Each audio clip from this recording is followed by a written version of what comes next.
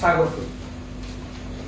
IACS student outreach programme প্রায় করে থাকেন, বিভিন্ন ধরনের আমরা এই প্রোগ্রাম করে থাকি। তবে এবারের যে প্রোগ্রাম, যার নাম IACS Scicaffe, এটার উদ্দেশ্য বিজ্ঞানের কঠিনতম জিনিসগুলোকে আরো কঠিন করে উপস্থাপন করা নয়, এটা বিজ্ঞান সম্বন্ধে তোমাদের যে কৌতূহল, বিজ্ঞানের প্রতি তোমাদের যে আগ্রহ, সেটাকে পুঁজি করে একটা আলোচনার সভা। আমাদের এই যে পরিকল্পনা, এটা হয়েছে দুভাবে। এক হচ্ছে তোমাদের একটা বিষয় নিয়ে এখানে বিশিষ্ট বৈজ্ঞানিকগণ তারা তাদের বক্তব্য পেশ করবেন, আর একটা অংশ হচ্ছে ইন্টারঅ্যাক্টিভ সেশন। ওই বিষয়ে তোমরা জিজ্ঞেস করবে, তোমাদের প্রশ্ন করাটাই হচ্ছে আমাদের কাছে মুখ্য উদ্দেশ্য, আমাদের মুখ্য চাওয়া। আর সেটাকে উৎসাহিত করার জন্য আমরা একটা বিশেষ পন্থা অবলম্বন করেছি। আমাদের কাছে যাদের যাদের প্রশ্নগুলো খুব ভালো মনে হবে এবং যারা যারা বেশি সংখ্যক ওই বিষয়ে, যে বিষয় নিয়ে আলোচনা হচ্ছে সেই সংক্রান্ত বিষয়ে যারা প্রশ্ন করবে, তাদের একটা টোকেন অফ গিফট আমাদের তরফ থেকে দেওয়া হবে। আমরা কিন্তু রেকর্ড করব কারা কারা খুব উৎসাহের সঙ্গে বিষয়টা শুনছো এবং কারা কারা প্রশ্ন করছো। আমি মূল বিষয় পরিচালনা করার জন্য আমাদের এই যে কমিটি, তার কোঅর্ডিনেটর অধ্যাপক অয়ন দত্ত মহাশয়কে অনুরোধ করছি।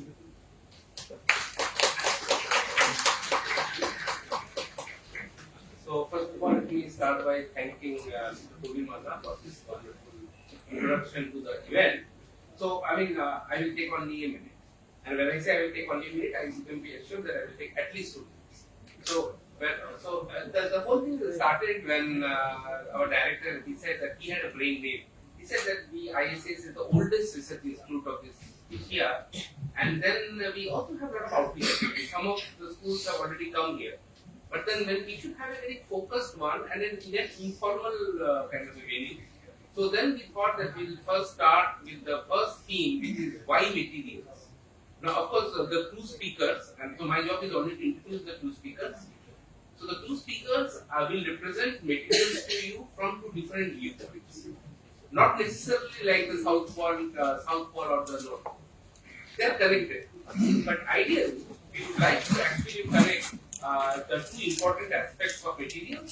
One of the materials which are hard materials like magnetic materials, oxides. Our life has been predominantly changed by materials. And the other one is more biomaterials and soft materials. So the first speaker and the inaugural speaker for this event, which is actually his brainchild, and I am only trying to implement that, is Professor Kalobaran Maiti, who is also the director of this institute. Professor Kalobaran Maiti, for the students, would be interested to know, he did his bachelor's from the Presidency College studying physics, and he did his master's from Kalobaran Science College, and then subsequently a PhD from the Indian Institute of Science, which, as you know, is one of the premier research institutes of this country, and actually from the QS ranking, it is the only institute in India which falls in the top 2. And he did PhD from that institute, and then subsequently he has been a faculty member at the Tata Institute of Fundamental Research. Many of you have heard that name. And he is actually India's one of the most prominent and most famous in that work, quantum matter experimental thesis. And of course, I will not take more time to introduce him here, and the audience and the hall is all yours. Thank you.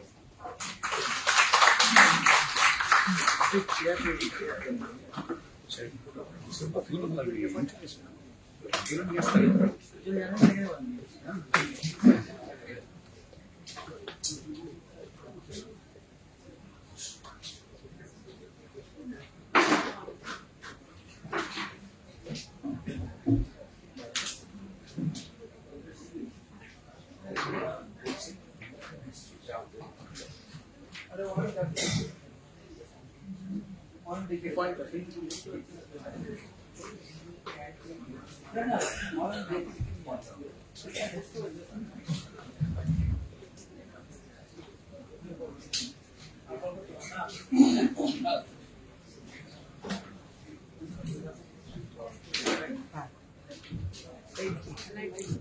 afternoon.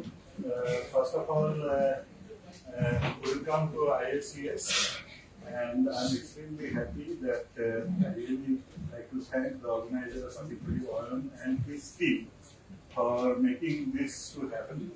You know that any science that we do, that will see our Kolina cannot, if we are able to think in an open mind, then of course that leads to generation or emergence of new ideas.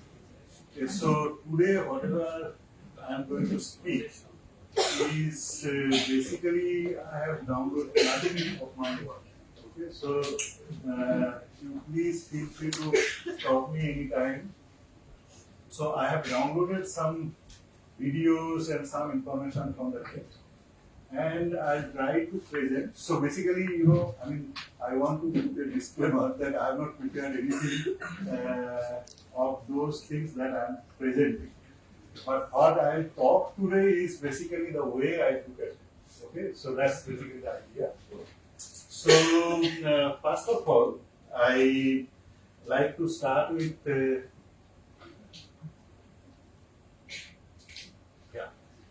this is a very nice video, which actually how we see the world. You know that you increase the scale of our vision. You know that you see we started with a lady looking at the world, and then we go towards the universe. So now we have crossed almost the Earth, and then you go to 1 million kilometers, for example. You have moon moving around the Earth, and then you get the solar system. Okay, I'm sure all of you have seen this, and you go away from the solar system. This is 100 billion, so 1 trillion kilometer is moving a little faster. Okay, it's called outer cloud. You can see that the solar system is gone completely. You go to a much bigger length scale, and some light years, for example, slowly you will come to our galaxy, which is Milky Way, and then you go even beyond that. And so it's a video created very beautifully to show how the universe looks. Okay? And this is a uniform universe. This is a picture. Okay? It looks like this. So if you go to a very huge length scale, now I'm coming back. Okay, and you know that you come back to that lady who was looking at the universe at different length scale. So we have reached back there. Okay. Now you see slowly we are going to a smaller length scale. Okay. So how it looks. So this is a pupil, then you go to the retina, then you see the blood vessels. Okay. And of course different kinds of blood vessels and different kinds of molecules which are there inside, chromosomes, DNA, then different polymers which are there. You go to nanometer scale, you see the atoms, okay? And then you see electrons moving around. Then there is almost empty, like the universe that you have seen. And then the nucleus that is coming out, okay? And if you look at very carefully the structure of the nucleus, it almost looks like the universe. Okay? So, the beauty of this universe is that, you look at different length scale, but somehow there is an amount of universality involved. So everything is same. Okay? So now whenever we talk about like science involving something that we observe. So if you are dealing with, for example, molecules, how they interact with each other, produce a different molecule, you call it chemistry or material. You go, if you are crazy enough, you can go little different, look at things in different way, try to find out what forces are working for that, how they are interacting with each other, then you call it physics. And if you think that, okay, the periodic table is too big for you, select some of them and take a collection of them and see the behavioral aspect, because it's too complex, isn't it? To understand that becomes smart. Yes. So, but whatever we see, I mean, essentially, actually, without using any instrument or probe, that actually is the material that we talk about. Okay? So the material, the kind of things that it projects to you basically see the entire universe, the way, I mean, you can see, if you wish, the way the universe has been built, all the things that is happening elsewhere. I just wanted to give some interesting definition when we talk about idealism. Okay, so you know, I mean, you must have gone to visit medical practitioners like doctors. So there are some general practitioners and MBBS doctors. So they can actually detect all kinds of diseases and give you some medicine. But if you want to address something very special, then you need to go to specialists.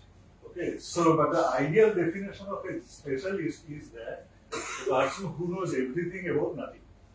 This is the ideal definition. Similarly, an ideal definition of generalist is that someone who knows nothing about it. Okay, so you know that it's a very, very interesting thing. But whatever we see or whatever we deal with it, actually, or whatever matters, is the things which are in between of these ideal limits. And the thing that we deal with is basically without using too many sophisticated equipments are actually the materials. You know, today you are using mobile phones. I mean, our life is impossible without gadgets or yeah. Oh, you want? Okay. So we look at ourselves. I mean, whether you are feeling uncomfortable because of bad smell and so on. So whatever we do, whatever we feel, whatever we see, everything actually links to materials. So that's basically the topic that we are talking about today. So material is basically the things, or material science, basically the things that we see today and what we try to make sense out of it. Okay? Now, if you want to look at things more carefully, of course you know that you need some sophisticated instruments. You also need to know how to use them. Okay? So I thought that I should introduce, I hope all of you know about IACS, but I want to show one slide about IACS, because you know that when we were under British government, I mean that time, of course the science had been getting developed in Europe significantly. Instruments like whichever were developed, they were used for understanding science, but it was not available to Indians. Okay? So someone thought that we should train ourselves in practices of science. We should get those equipments which are required for understanding science, and we should train ourselves. This was self-reliance, but Atmanirbhar Bharat. So somebody many years back he thought about it, and that's the way this institute got created. So in brief, it is Mandalal Sarkar. So I thought that since we are starting a very special event, so I should talk about the institute a little bit. So he is the one who was a medical practitioner. Of course, he was the personal doctor of Krishna Paramahansa, and he had great idea of making us self-reliant or autonomous work. So it created this institute. It was in 1876. About 75 years, we worked in this Bhubajar Street campus. Okay. All this Raman effect, discovery, and so on. So a lot of many things are happening. I'm not going to talk about this. Around independence, so we shifted to this present campus, and we have spent another 75 years. So now we are at, so you know that, so now it's, again you see that a lot of activity is going on. So we are essentially leapfrogging to another level after 75 years or so. So many people have worked, so I'm not going to talk about it today. So what I want to tell you is that, as our convener talked about, that I'm talking about the quantum part. You know, quantum is very, very relevant today. So, if you have any issue, please stop me. Because I'm giving this talk for the first time to school children. Okay, so I try to make it as simple as possible. But wherever I'm going out of the line, please tell me. So, what do we mean by quantum? Okay, so the quantum actually is, there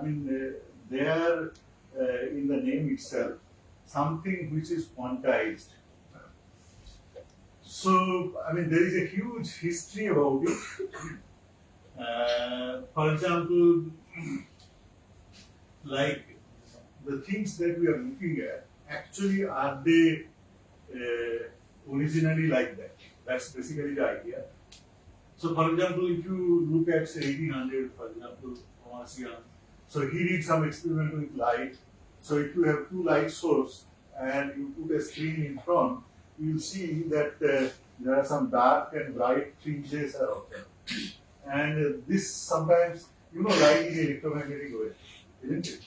So, this was a proof that if you have a wave which moves like this, now if two waves superimpose over each other, so where there is a up and the down, if they overlap with each other, there will be zero intensity, and up or down and down if they meet, so you get the intensity larger.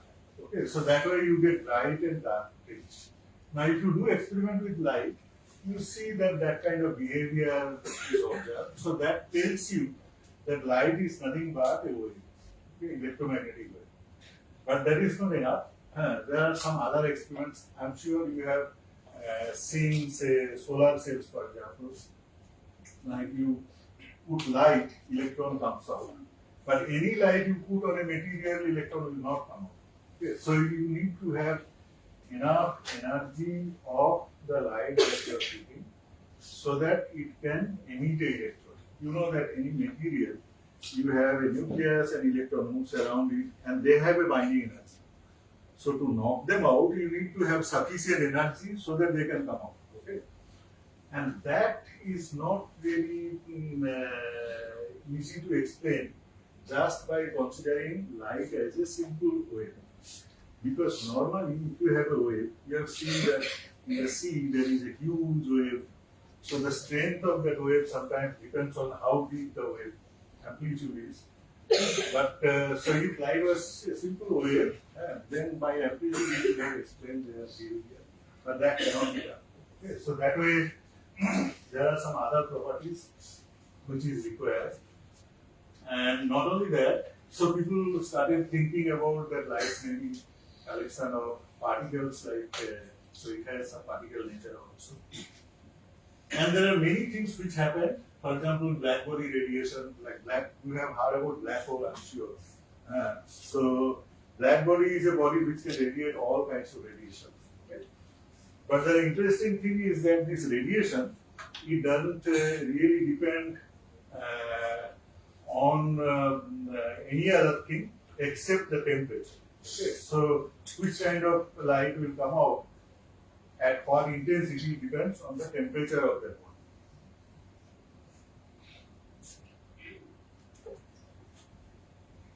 So over the years, many things, for example, Becquerel, he discovered radioactivity.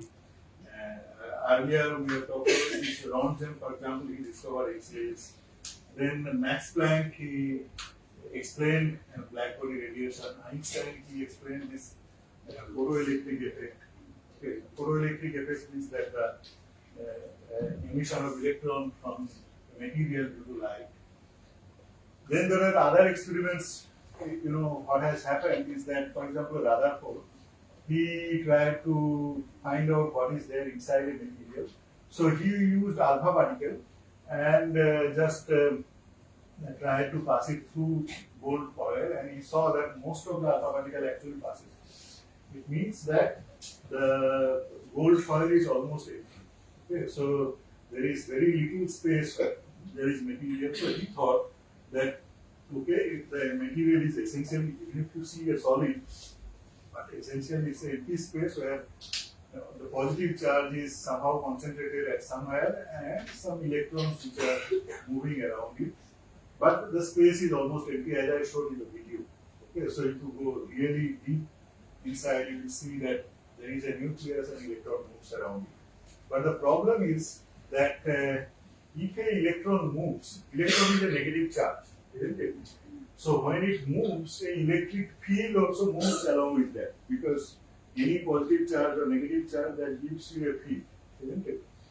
Now, if it moves with an acceleration, what happens is that the field also gets accelerated, and that actually, emits energy or electromagnetic wave. Okay. So, if a electron which is moving in a circular path, it has an acceleration, so it will emit light energy, and if it emits energy, its total energy will reduce. So the whole system will be unstable. So then Bohr said that, okay, fine, let's assume that the electrons are moving in an orbit which are very special and it doesn't really emit energy. So that's basically the idea that was Bohr model. So the entire quantum mechanics discussion was based on, this kind of ideas, but this Bohr's model, somehow it could explain the hydrogen atom, but it couldn't do anything beyond. Okay. So it's very, very difficult. So that way, slowly then something new needed to be thought out. So, the next era came in 1925. Heisenberg, so he was having a fever, so he went on vacation. And then, of course, you know that they start thinking about the ideas, and he realized that we cannot really think so seriously about the object that we see classically. Whatever we see, if we assume that it's a classical world, we cannot really think very seriously about what we see accurately. What we need to worry about, that whatever property we observe, that's basically the true fact. That's the observation. Okay. Like the Newtonian mechanics that you know that the electron has a position, it has a momentum, and so on. He's thinking that don't worry about all those things because they may not be really the correct information. So what you need to worry is that you need to go beyond this classical concept of specific position and momentum. So you have to think basically what you observe, what property you observe, and try to explain based on some ideas which has this uncertainty involved. Okay, it's like so that's the mark of quantum mechanics.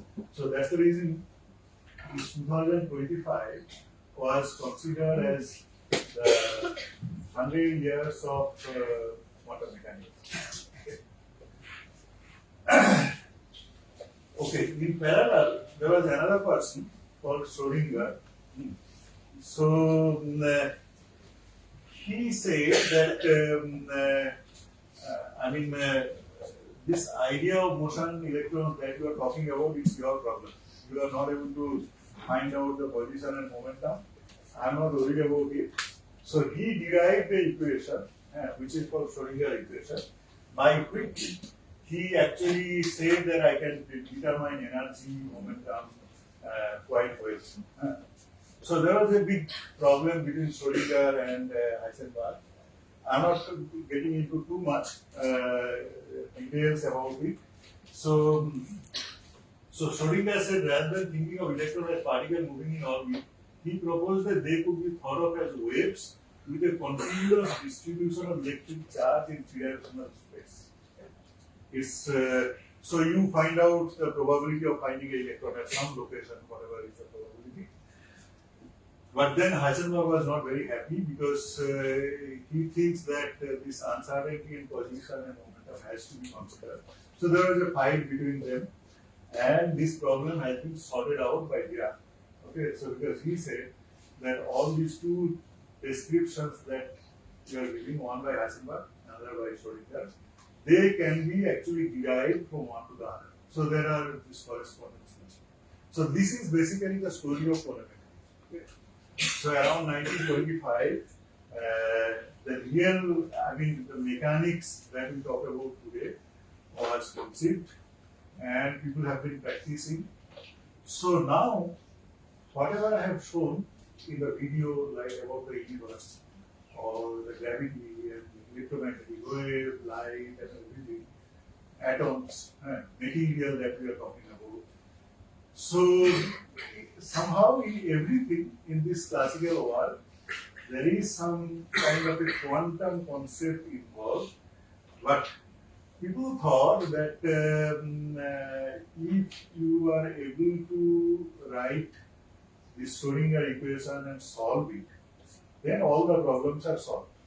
So you really don't need to do any more cubes, okay? Because everything is solved. So that was basically the idea. So now, why we are worried about quantum today? You know, a lot of people talk about quantum computers. Nowadays, we are talking about quantum materials. So everybody talks about quantum. Why it is so?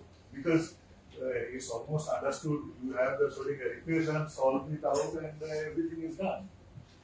You know, I like this cartoon somehow. This beast that is there, you have absolutely no idea what is this beast.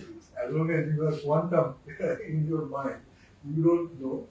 And if there is a crazy motivational speaker tells you to hit it, you can go ahead hitting it. But the consequence can be very, very difficult, dangerous. Okay, so the quantum that we talk about today, quantum materials, okay, they are of that kind.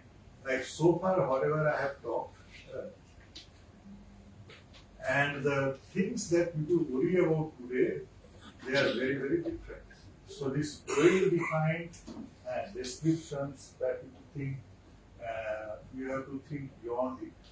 So I'll tell you a few examples and maybe one or two videos just to show you how interesting or how puzzling the thing can be. I'm sure that you will get motivated to think about science more. Say, for example, you have heard about metals. You know metal, all of you know, gold, silver, iron, cobalt. All of you know about metal. So, there are many ornaments are made with metals and so on. And every material, I have told you that you have a nucleus maybe, and solid means that you have some electrons which moves around. Okay.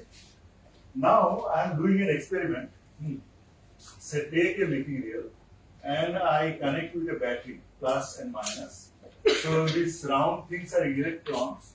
Now what will happen is that if you have positive charge here, positive end, the electron will move in this direction, isn't it? And the current flows in the other direction. That all of you have studied this.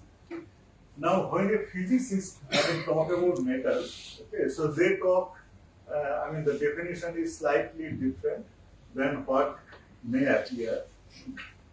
So metal means that actually the way we define is that you change temperature of this material and you measure resistance. Resistance is basically you measure the voltage and current, and the ratio of them gives you resistance. V proportional to I. Isn't it? So the V equal to R.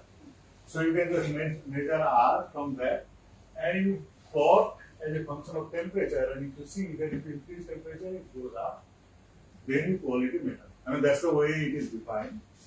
Now, if I look at inside, the electronic structure, how it looks, like assume that I'm putting number of electrons, how many are there, this is your energy and this is the number of electrons. Okay. So if I plot them and if I see that you have a energy range by which you can put electrons and they are filled only up to this much. You know Pauli's exclusion principle? Pauli's exclusion principle says it's more like a classical way of thinking that you can put an electron in an energy level if that is empty. Okay. If the energy levels are actually determined by 4 parameters, which are called quantum numbers. So principal quantum number, azimuthal quantum number, magnetic spin quantum number.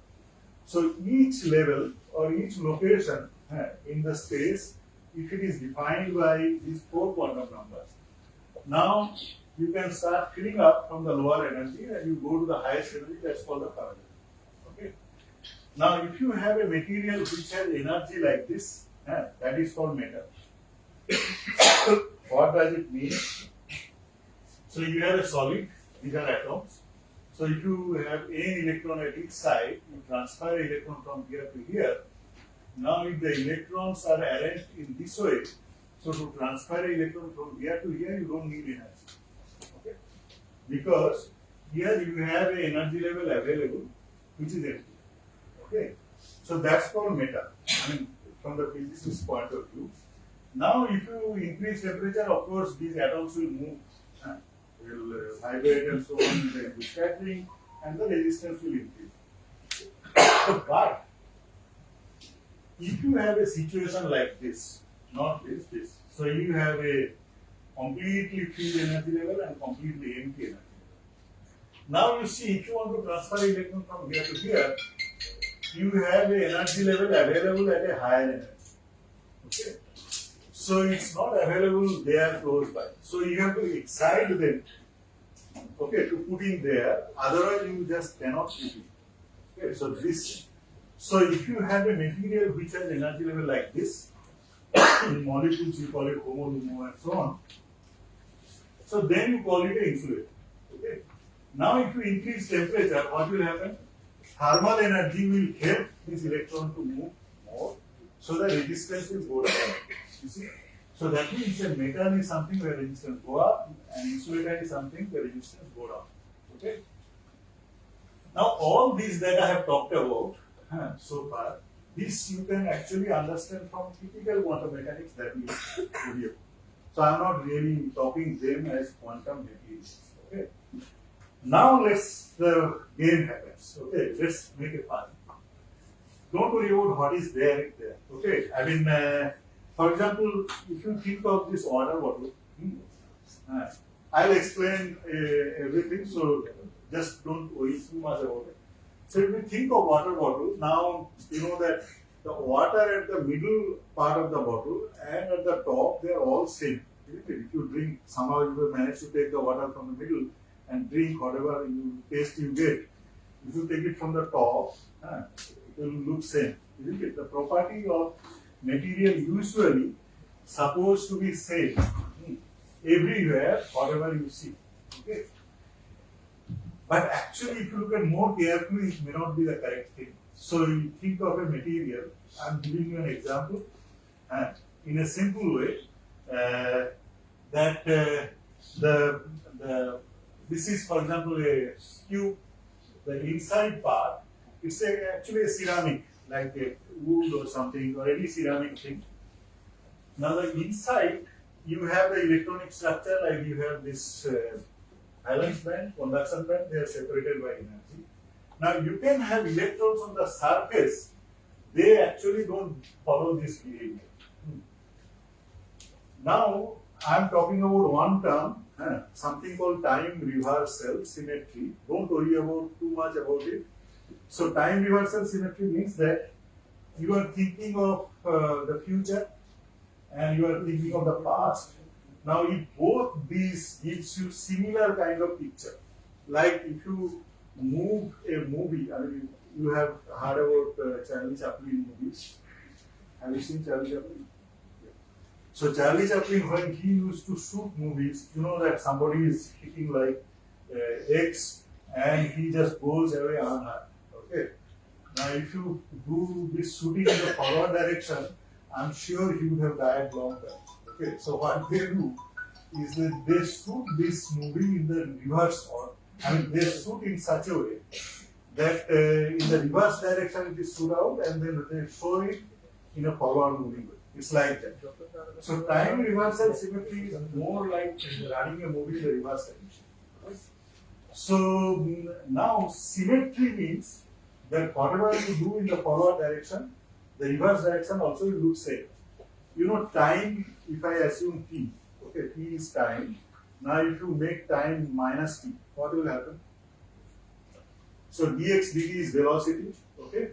So dx dt, that will be negative. That means that if I am moving this way, if you reverse time, I will start moving in the backward direction, okay? Something is moving like this, so rotating like this. If I reverse time, it will start rotating in this way, okay? So these two things which is happening, I'll explain this here. So one is that, so electron spin, you know, so it means the electron is rotating like this. Now if I reverse the time, what will happen? It will rotate in the opposite direction. So that means that the spin direction will be like this. So if you reverse time, the spin becomes reversed. Okay. Now, if there is a time reversal symmetry maintained, I'll explain you what actually with an analogy. So if an electron moves in this direction, if it has upspin, the one moves in this direction should have a downspin. Okay. So it's more like a traffic, one-way traffic. You might have seen that the cars which are moving in this direction, they will always show you white light. The ones moves in this direction, they will show you the back light. That is the red light. Okay. Whatever happens, like for example, if you have an accident somewhere here, as long as the one-way traffic rule is maintained, the car will continue to move in this direction. You cannot just see this red light in this direction. Similarly, if something happens here, you cannot see the front light in this track. Okay. So as long as the traffic rule is maintained, okay, the light will be seen in the same way. Similarly here, if you put some scatterer here, the electron which is moving in this direction, that cannot get scattered, because if you want to move in this direction, the spin has to be flipped. Spin ulta hona chahiye. So it has to, and that is not easy to flip the spin. Okay, so that's the reason the electron which moves in this direction is a special situation. It will continue to move. And if I plot energy as a function of momentum, it shows a linear dispersion. Okay. We can explain later if you are interested. So linear dispersion means that energy is proportional to momentum. And this can happen, you know, this is the Einstein's equation. So if you put m0, which is the mass of electron, 0, then this energy becomes linearly proportional to momentum. That means that in this special situation, electrons behave like as if they have no mass, no resistance. These are called Dirac particles. So these are very special situations that you get. And of course, I mean, the energy band structure looks like this. So this is more comparable like this. So like if you have an object which has one hole, whatever way you want to distort, you can distort, but it will always have one hole. Similarly, the ones which has no hole, it will, I mean, whichever you do, it can get to any shape, but this cannot become like this, or this cannot become like this. So it's a topologically distinct. This is the reason these are called topologically distinct.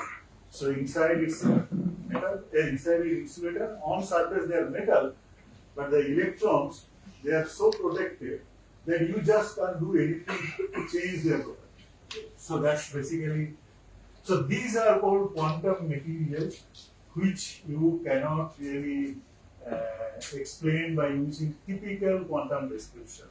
And today that we talk about the quantum computers and so on, like qubits and so on, these materials can help you to get those behavior.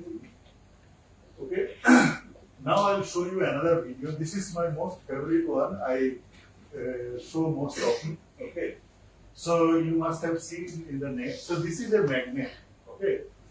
And this one is black, some object, and you can put it on that and you can keep it like that. Now what they are doing, they are putting, this experiment you can do in any lab, okay? So they are putting liquid nitrogen. So now if you put liquid nitrogen, the temperature of this becomes 77 Kelvin, and now you see it starts levitating, hanging. Not only that, you just cannot put anywhere, throw it out like that. Wherever you put there, it stays there still.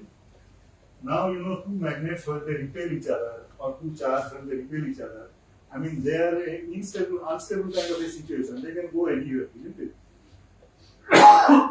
But this one, you see, so you can rotate it and you can do all kinds of things, move here and there, and it stays there. Okay?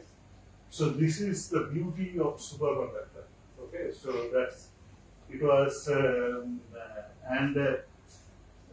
this kind of things are so special that you really cannot explain with this. Now you see, it's so stable that you can actually lift that and keep it outside, and you see that when it becomes down to room temperature, it falls on there. So that means that it becomes normal material and it falls. So all this magnetic levitation that we talk about, like bullet train, even in India, Maiti had a plan to have bullet trains and so on. So where you can move very, very fast. So that actually is built on this technology. And of course, you know that the history is like this. 1908, Kamal Monarchs, he first liquefied helium and discovered superconductivity. And there are many materials which are actually discovered over the years. The interesting thing is that these materials are important because today, MRI is happening. That is possible because of this superconducting magnets. You can actually generate extremely high magnetic field by using these squids, infrared sensors, and so on. Now, I'll tell you, qualitatively what is happening. Although we have not really, we don't have any idea what actually is happening, but one qualitative aspect. You know that electron, when it moves, electron is a negative charge. Okay, when it moves inside this solid, which has a lot of atoms, so it will try to polarize this positive charge towards itself because it will pull. It's a negative charge particle. So then the second electron which is coming this way, it will see that here actually the positive charge density is larger than the other side. Okay. It doesn't really see the electron so easily, it only sees the positive charge density which is enhanced. So it will get attracted by this because of this polarization. And this actually leads to formation of a pair of electrons. Okay. This is mediated by lattice. So you need to form a pair of electrons to have this kind of property. Now if you have two electrons which are paired, the total spin becomes 0 or 1. And then they are not like electrons. Like Pauli's exclusion principle, we told that you can actually fill up electron only in specified energy. But then Bose, I don't know how he thought about this counting system. You can put any number of particles which are like bosons. Okay, and this is the thing which is happening. So if you have these two electrons pair, they can go down to one energy, any number of them, and form the coherent state and moves like a fluid. So there are many such materials which are, a lot of people are working on superconductors. Huge number of materials are found. The idea is that if you can find a superconductor at room temperature, that would be great. So how do you find out? Now you know that the lattice vibrations are involved in Cooper pairing. So people thought that it will involve hydrogen because that one is smaller in size and it can give you immediate coupling very easily. So that can give you a superconductor at a high temperature. So that's the reason you will see that in this region, a lot of hydrides are looked at and the temperature is very high. But this high temperature you can get only by applying pressure. Normal condition you cannot get. Okay, so that's basically the problem. Of course, there are a lot of controversies because a lot of people are cheating also. Be careful, don't cheat when you are doing doing the experiment. Okay, so the honesty is one thing that is very, very important. Now I'm almost at the end of my talk, so I'll talk about C.V. Raman. He got Nobel Prize. That's the only Nobel Prize in science, and he discovered Raman effect. So, which says, I mean, that was also recognized as a milestone by electronic engineers, IEEE, Institute of Electronic. So this is a global body. India has actually, there are 3 milestones of that kind. One is by Raman effect, okay, so which is here, and another is by J.C. Bose. Okay, you know that the wireless transmission system that was discovered, and that has been developed, although he didn't get Nobel Prize, but it is recognized by the global body. And the third one is GMRT, which is in Pune, Giant Microwave Radio Telescope. That's the biggest telescope which can be used to detect gravitational waves and so on. So, like that. Okay. Now, you have heard about X-rays. Okay. So, X-ray was discovered in 1895 by Röntgen. You know how X-rays are produced? Any of you have any idea? You see, what you do, I'll tell you, I mean, how the X-ray tube works. You take a tungsten wire, so which you can make it a spring or anything. Now, if you heat up tungsten wire, the temperature goes very high, something like 2000 degrees centigrade or so. Now, when something is very hot, you have seen the old days, the light bulbs, isn't it? So, when it heats up so brightly, the temperature is very high, so the electrons comes out because it gets enough energy to come out of that. So, you have a filament where electrons comes out, and if you put an anode here, which has extremely high voltage, like 10 kilovolt or 15 kilovolt, it can be of the order of 50 kilovolts also. So, these electrons get attracted, and they are highly energetic, and they hit this anode. Now, if this anode, say for example, aluminium or magnesium or whatever it is, so it will knock out electrons from inner cells because high energy electrons are hitting this stuff. Okay? Now, the moment inner cell electrons gets empty, some electron from outer cell will fill it up and emit light. That's the X-ray. Okay? So, this is the way X-ray tube works. So, the Röntgen tube, I mean, it was discovered in 1895, of course. Vanlal Zhaka is the first one who got X-ray image within few months. So, in India. Okay. So, then of course, J.C. Bose, he improved this is a notional kind of a drawing that you can improve the quality of X-ray tube by improving voltage and so on, and get a X-ray tube, and if the image was good enough, which can be used for medical purposes. So, you know, X-ray are done for your body and so on. Okay. But one thing is that it's a very, very complex method to produce X-rays. So now I will show you a video. So now I will not talk much. That how X-ray can be produced in a very, very simple way. Okay? You might have seen this. Okay. So now this. You have seen sellotape, okay, Scotch tape, and they produce X-rays by peeling sellotape. Okay. So this has been published in Nature. So you can show that. Oh, I see. I think the sound. Sound.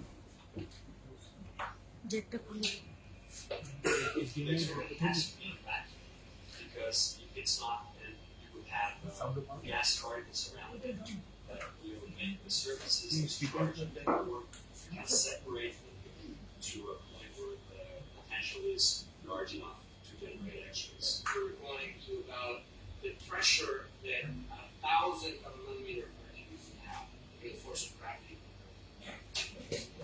These are electrons that take this feeling from being injected, and it's those same electrons that basically on the side of the tape are going to generate connections. So here's a Geiger counter, and we're going to see. Geiger counter actually is used to detect X-rays. So, but as soon as you turn it on.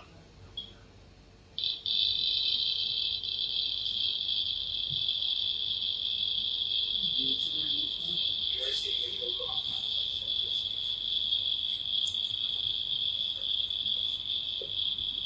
Now the motor is actually not putting the tape on fast. We're putting it at about, say, 5 centimeters a second. That's really, about this fast. So it's not like we're really ripping it with tremendous force. And yet, there's enough charge there and enough discharge of electrons that this enormous flux of X-rays comes out enough to our surprise to take an X-ray picture with peeling tape as the source. What we have here is X-ray film.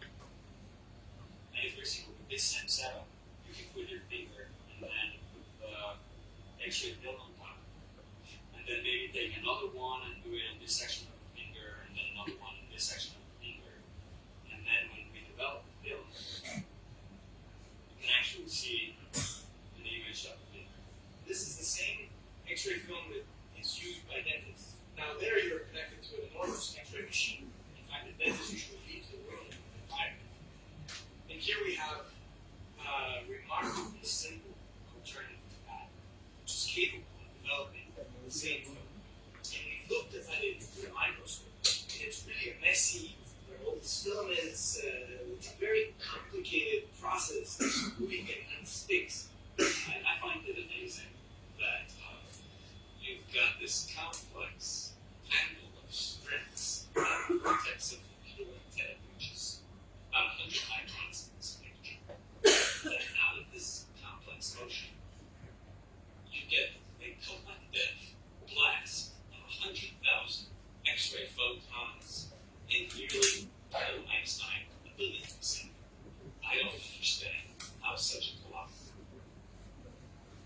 Okay, so basically you have seen sellotapes, I guess, and you have seen that if you peel what happens. So there is a gum, okay, slowly, I mean you can very carefully see that. But if you do it in a certain speed, you can generate it itself. So the science is so beautiful, and I'm sure this actually is linked to chemistry somehow. So there are a lot of non-linear processes happening that gives rise to this kind of thing. So sometimes that for doing science you don't really need sophisticated equipment. You just need to think differently. That's the only way. I mean, suddenly, whatever, I'm sure you have seen Tare Zameen Par, 3 years. There are so many movies are there. So that I mean, what you want to do, if you have some periods, you need to do something different. Try, and you'll see that maybe you'll find something very new. Okay. Thank you very much.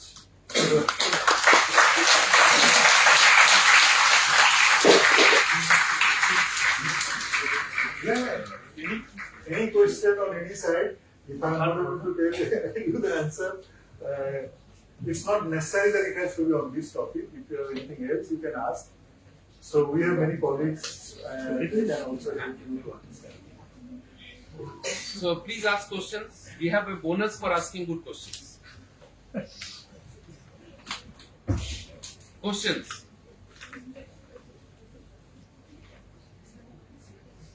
You can ask in Bengali also. Yes, Bangla cholbe.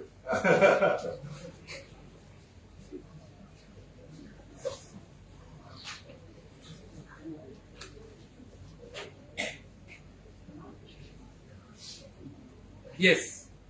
তোমার নাম বলো? হ্যাঁ, আর কোন school থেকে এসেছো বলো?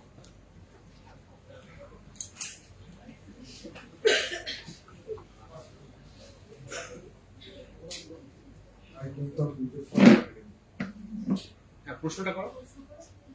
Is it possible to generate the X-ray with nanotape? Yes. Nanotape. You mean that the tape that I'm talking about is the same kind you're talking about, isn't it? Yeah. So they actually, it's the same tape. তোমরা যে ধরনের Sellotape লাগাও না, so it's a nano or it doesn't matter what is the width. So it's the same tape that they were using, and they produced X-rays. Sir, when X-ray is done, can it affect our body in some way? Depends on the intensity. So and also energy. So for example, X-ray energy যদি খুব high হয়, still I mean if the intensity is low it will not affect much, but if it is very intense, যেটা আমি tape feel করে পাওয়া যায় না, that will not affect it. You can see that X-ray is good enough only to take the image of your finger, but not very high resolution. But it shows that it's producing.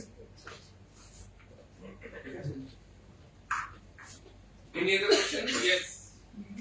1 minute. You will get the mic. Mic for now. Nijher naam bolo. Sir, my name is Prasanta Gupta and I'm from studying international school. What speed was the data using at?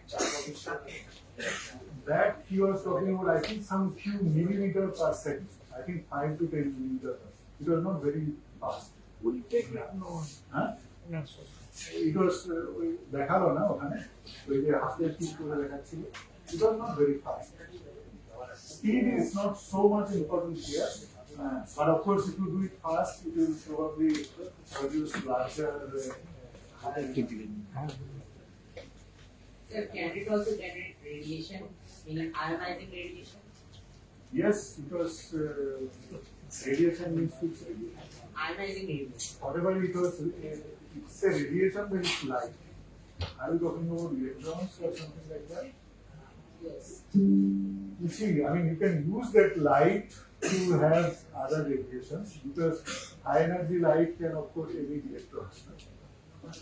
এখানে যেটা হচ্ছে সেটা হচ্ছে যে it's also emitting lot of electrons because that's the one which is helping you out to emit X-ray. So you have all electrons as well as the light. Yes. We have time for questions. Yes.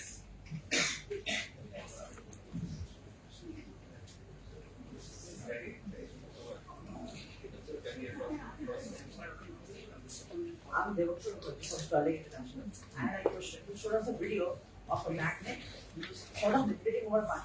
Yeah. So why it was levitating? When it was stopped? Yeah, ওই যে কালো রঙের যে অবজেক্টটা দেখিয়েছিলাম এটা হচ্ছে একটা super conductor. হ্যাঁ, super conductor has a property that it doesn't allow magnetic lines of force to pass through. Okay, যেটাকে তোমার মাইনার এফেক্ট বলে। হ্যাঁ, তার ফলে the moment the material becomes superconductor and if you put a magnet on top, magnet থেকে যে lines of force গুলো মানে আসছে, they cannot go through the material. It has to go outside. Okay. So that's it's kind of a repulsion, diamagnetism. That is all. So can we incorporate this sort of computation? Yeah, yeah. The magnetic levitation is based on that. আমরা এই যে levitating train, bullet train এই সমস্ত বলছি, these are all based on that. I mean, you have a superconductor and you put a train and it can just go without touching the rails. If I'm not wrong, in one of the IITs in India, prototype was developed. They have worked on that, but the levitation is basically on the base of train. Good. Any other questions? Yeah. No. Vijay?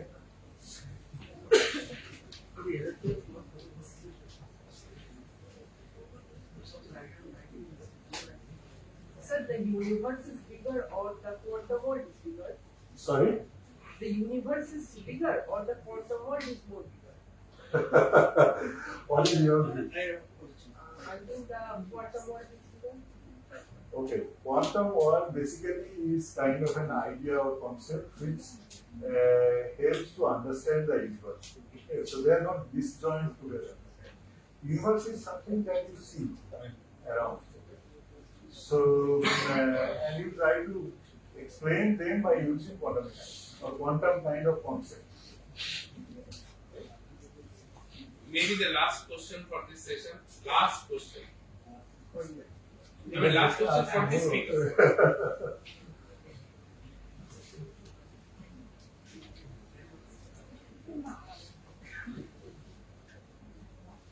My name is Kumar. Yeah. So you told that if the intensity is high, then it will harm our body. Then how it will harm if the intensity is high? You see, X-rays, I mean, if it is a hard X-ray, the energy is very, very high. What will happen is that it will actually start affecting your cells. So, then what will happen is that then the cell may start dying and so on. So the effect is in that way.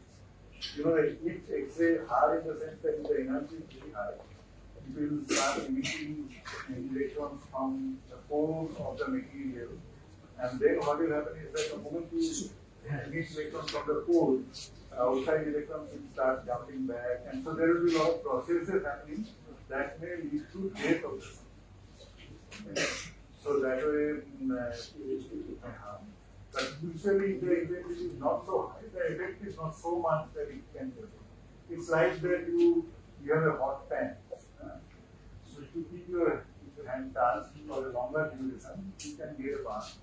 You just touch it and take your finger out, nothing happens. Thank So you very much. The duration that. Thank you very much, sir. So, thank you, Professor Maiti. And now I need to introduce the students participants. Some of the students have come almost about 150 kilometers away from Kolkata, and I request the students of JC Memorial International School who have come from Gangasagar. So please stand up and have a big hand for them.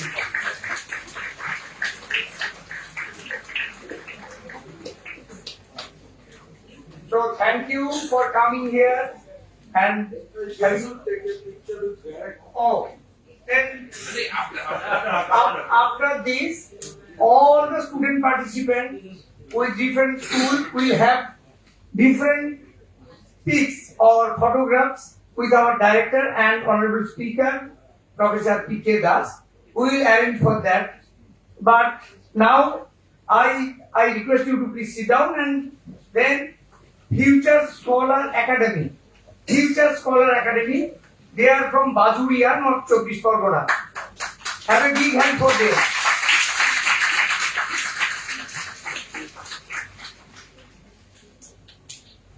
Please sit down. And then Starling International School from Samnagar. Starling International School.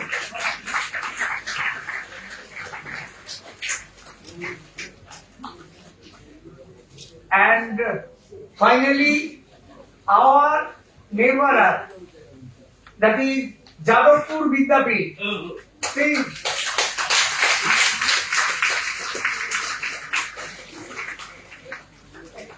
So, thank you. Please, we have little refreshment just outside this hall.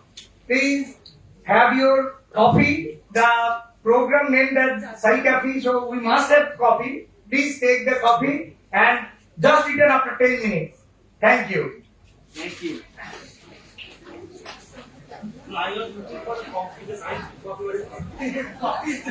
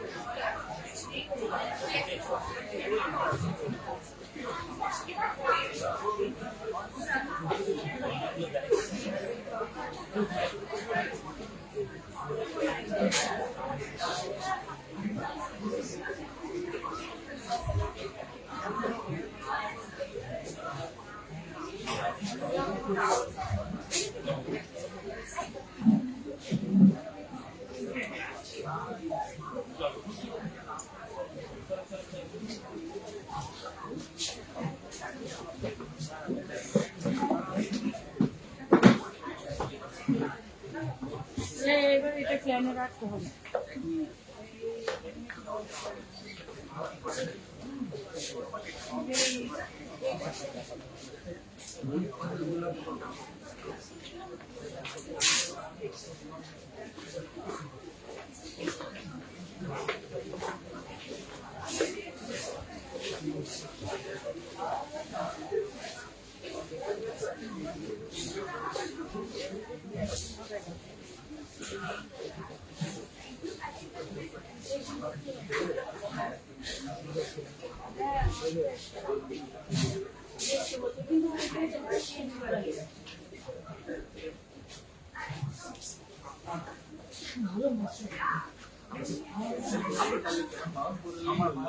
না ভালো ভালো জিনিস দিয়েছে।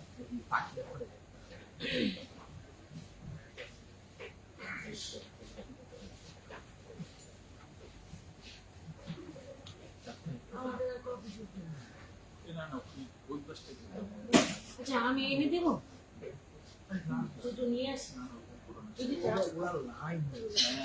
তুমি বলবে উকি দিয়ে আরে দেখো। মুখে দিয়ে না, যে দিচ্ছে তাকে বলবে যে তিনটে রাখার জন্য আমরা পরে নিচ্ছি। মানে এত লোকের মাঝখানে আর পাওয়া যাবে? প্রচুর দিয়ে জল খাওয়া তো বাবা। জল খাওয়া তো বাবা। যখন জল আছে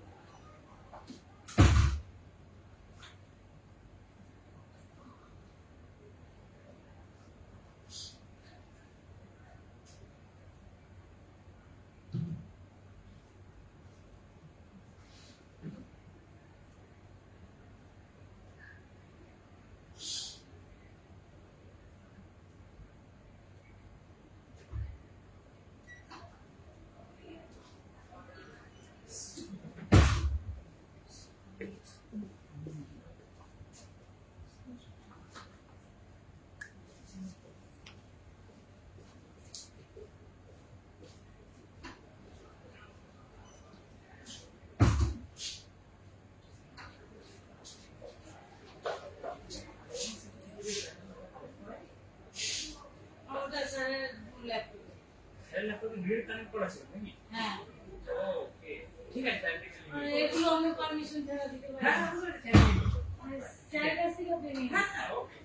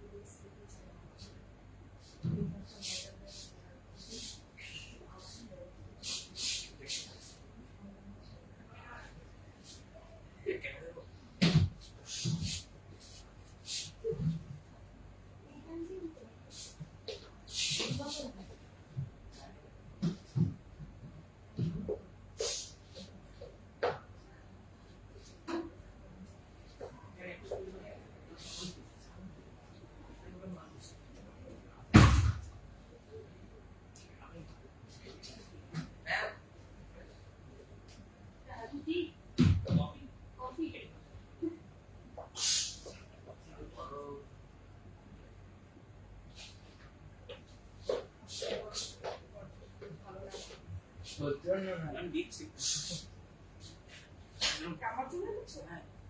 ঠিক জন্যই দিয়েছি। রিমাম পাঠিয়ে দিয়েছি। আমি একা রিমাম পাঠিয়েছি। Thank you. Where is no outside?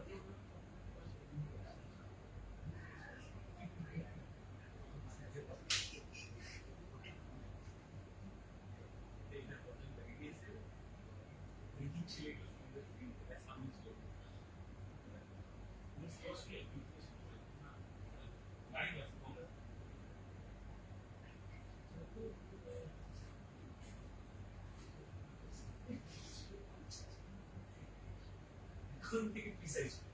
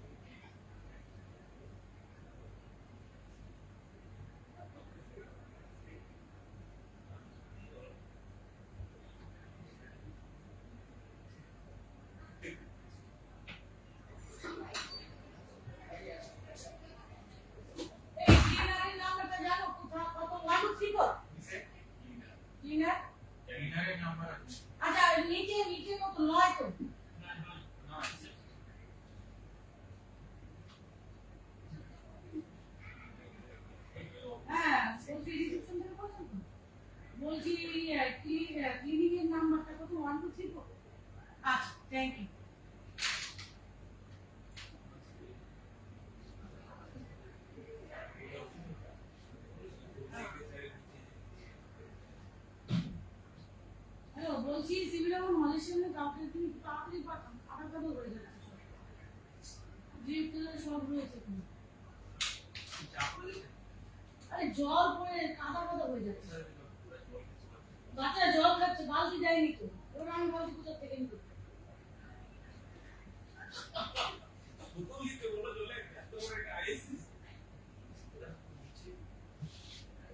এই মাউস প্যাড গুলো ভালোই দিয়েছে এই স্টুডেন্টদের যারা কোশ্চেন করছে ওদেরকে দিচ্ছে তো আমার ফাইলের মধ্যে কি একটা প্যাড রয়েছে পেন রয়েছে এই তো দেখো মাউস প্যাড এক্সট্রা থেকে আমাদের সাথে দিতে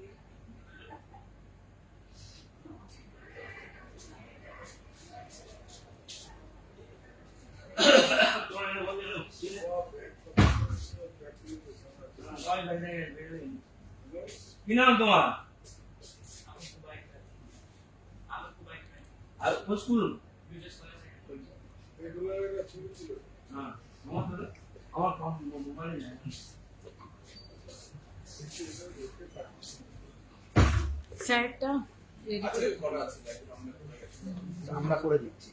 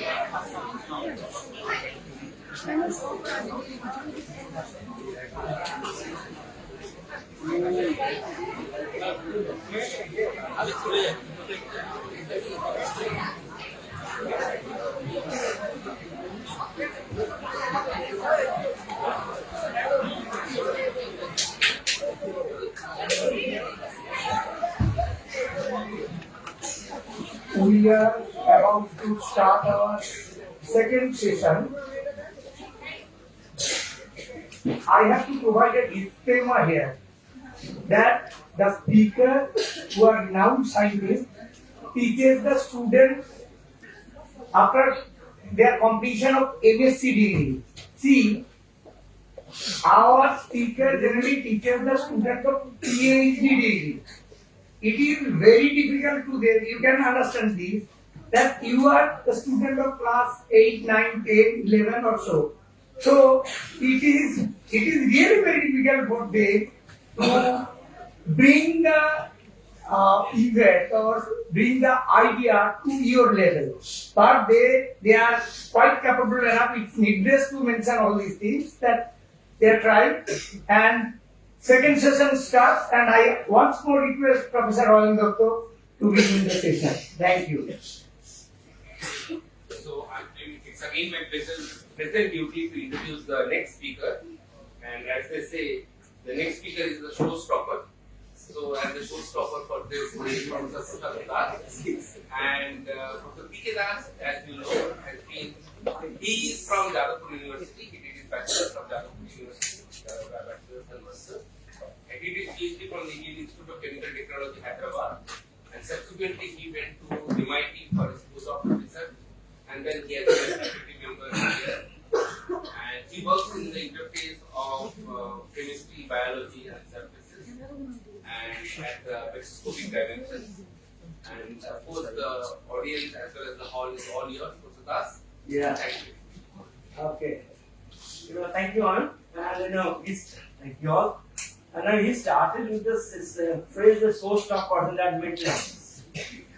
I mean, I know I'm not out of the showstopper here. Nobody is Hrithik Roshan here. There's no question of showstopper. So, first I must thank that Alan and the team Scicaffe for coming up this novel perception or concept, which has been definitely a brainchild of our director, Professor Maiti, and with the concept of decimentations of scientific temper across the young mind in our society. So I must appreciate that they have been taken such a noble initiatives. And in the preceding lecture, we have heard very fantastically about the different dimensions of the quantum messages and so on. So basically, my job is to bring you down.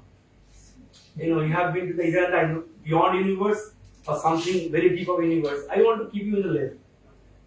So let's keep on something at the surfaces where our daily lives moves on. So as you could see some of the images over here, which shows that which has something food like our childhood, like gelling materials, which you have taken and absorbs. We have played with that. Then we talked about some of the cosmetics over here and some of the contact lenses or something like over here. These are very, I would say, that tiny examples which comes in our daily life. And truly I was not sure যে আমি কি examples দেবো যেটা তোমাদের সকলের মনের মধ্যে দিয়ে যাবে যে হ্যাঁ এটা সবসময়টা এটা আমার দৈনন্দিন জীবনে লাগে. So that was a difficult task for me. So I have accumulated few of the information which may not be comprehensive, but some of them I'll share with you. But I like this theme of this concept, Scicaffe, the science with coffee, which we had right now. I was wondering whether we'll be having it or not. Thanks to the team. And without boundaries. That's more important. When you talk about science without boundaries. Because there your thought process is beyond limit. You have not to be restricted in a certain box of rectangular or square or something like that. You can keep things beyond that. And soft matter, with time you'll understand, it is a real example of science which is comprising of different subjects and beyond limit. Is a limitless. So to move on with that, now first we try to know, which we have all in your textbook, we have learned this. So what is matter? And we have come to know that there are three distinct states of the matter. Solid, liquid and gas. And you know the characteristics, one is the fixed volume, fixed shape and the strong interactions of the particle in between them. The liquid has a fixed volume, no fixed shape, but it will try to flow the way you want it to be. The river flows like that. And it has a moderately weak interactions which make this state to be liquid. And finally the gas, which have neither fixed volume, neither fixed shape, and very weak interaction is diffused everywhere. You can't see it. So under these circumstances, when I utter the word soft matter, by physical perceptions I understand soft means it press করে এটা ডুবে যাবে, এটা bend হবে, some sort of elasticity will be there when I'm talking about soft matter. But how to define them among the state of this matter. But there are three distinct states state is there, solid, liquid and gas. And where did it fall? So there you understand that our state matter states depends on how the particles are interacting between them. But when you talk about soft matter, that comes in the type of matter that can be deformed or structurally altered by thermal or mechanical stress. It's too difficult to understand. So, at a material, যাকে আমি যে mechanical stress দিয়ে বা temperature দিয়ে তার shape deform করতে পারবো হয়তো, that shape can revert back or may not revert back. That can be physicochemically can be characterized as soft matter. I'll move on to that in a better way. Next slides. But prior to that, I'm talking about this NCERT class 9 book which you have read all, I think. This might be a common to you. In chapter 2, you have read whether matter around us is pure or not. That has been mentioned about that. Why I am saying that? Because we know that each matter has its own identity and constituencies there. But when you prepare a solution of matter, let's say you have made a solid solution, you have made a sugar solution. With this solution, whether I have water and I have salt is there, I have water, I have sugar is there. Whether it is a new state of matter, it is solution. Is it a new state of matter? But it is a matter where each constitution has its purity. Water did not get impure, or not the sugar gets impure. They have their independent purities there, but still it is a mixed solution. So if I start to move from there to other kind of material, let's say milk and the yogurt and the other materials, the moment it comes the yogurt or the curd in your mind, they are soft in nature. But you take the milk, is completely non-transparent, but it's stable. It is not precipitated out. But would you be able to identify each milk atom or each milk molecule out of them? It's not easy to do so. So this is the existence of a material in such a state, which is scientifically referred as a colloids, is one of the manifestations of the soft matter. From where the soft matter can come in our picture, in our mind. So to that extent, what my questions are, where does soft matter fit them? So to speak out very easily and to make it understood very easily, that soft matter is best understood as a mixed or intermediate state of matter rather than a simple solid, liquid or gas. It's an intermediate state of matter or could be a mixed state of matter, but it is stabilized form. It is not separated form, it is stable form. That's how it coexists over there. And the significance of soft matter is so pertinent in our daily life and scientifically more intriguing. As a result of that, not even a month back, there is an article came in the Hindu paper which refer about this matter, which refer to soft matter, the unusual yet persistent physics inside your bathroom cabinet. Think about your shampoo, your toothpaste, your soap, and all other cosmetics items you use regularly, either in your bathroom or in your dressing room, having a complete mixture or complete dominance of soft matter there. Without that, you won't be able to survive or exist in your new fashion of life. So, to give you more concrete understanding on the subjects, on the matter of soft matter, how it is important in our daily life. Now, I am talking of something which is uneatable. So, when I talk of eatable, how many of you have eaten hard material and feel very great? I have given you iron ball, eat it. I have given you many metal ball, eat it. I would enjoy that. The common general people will not enjoy that. I am not talking about some exception, which I have no idea about. But here are some examples where I have two materials which are in different state. One hand I have a potato, raw potato. In other hand I have egg. Egg has a hard shell, but the material inside is liquid in nature. It's a sort of a suspension, but free-flowing material is there, so forth. And the potato, is hard material. But we do not eat potato on a raw state. Neither we eat egg in raw state. Sometimes we make fun of that and just break it and take it. Somebody's advice, take a raw anda and you will be very healthy. but that's not the common feature we do every day. So we boil them. But you can see by boiling one hard material, which is potato, that becomes soft and we can eat them. On the other hand, a liquid material, which is egg, comprising of a liquid stuff, that also by boiling become little soft, not completely hard. If it becomes completely hard, you won't be able to eat them. So, same physical procedures make two things to be eatable because of their soft nature. So, the composition of what you have there is very important. That led you to conversions of a material which is soft in nature. So, it comes from a hard material or a liquid material. So, in daily life, most of the things we eat or wear are soft, but are they always soft? How do they become soft? So that question always keep in your mind. So this is, I try to be giving examples which is our regular routine. Everybody will eat rice, but we eat boiled rice, not rice. Isn't it? So rice comes in a solid form. We do not want to, we are not elephant, that we will take the solid rice. So we take the boiled rice. Isn't it?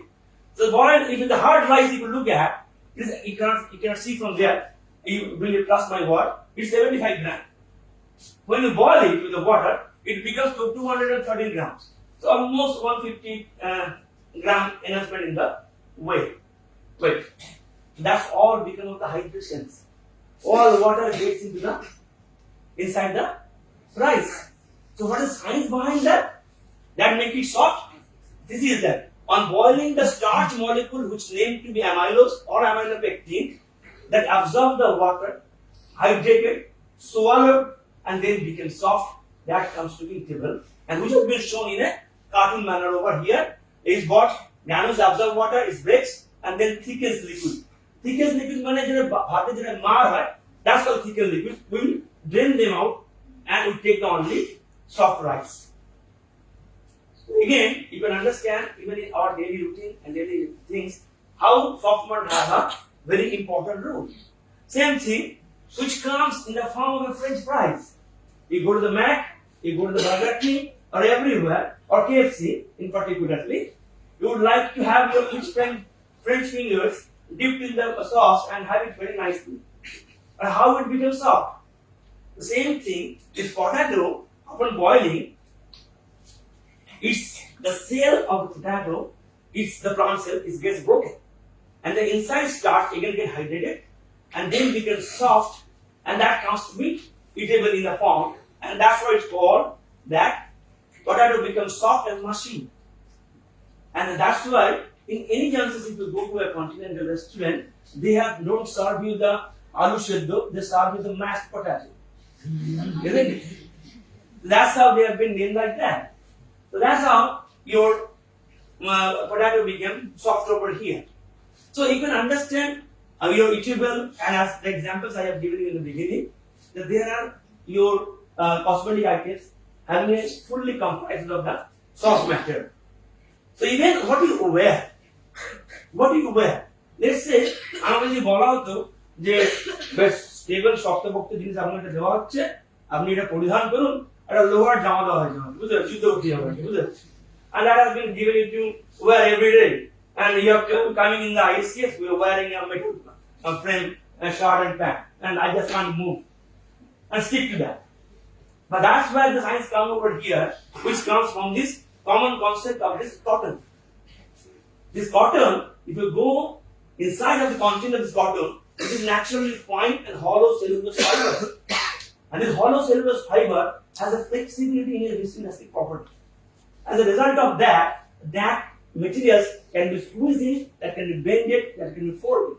And that's why they have been utilized to preparing our fabrics, our dress material and so on.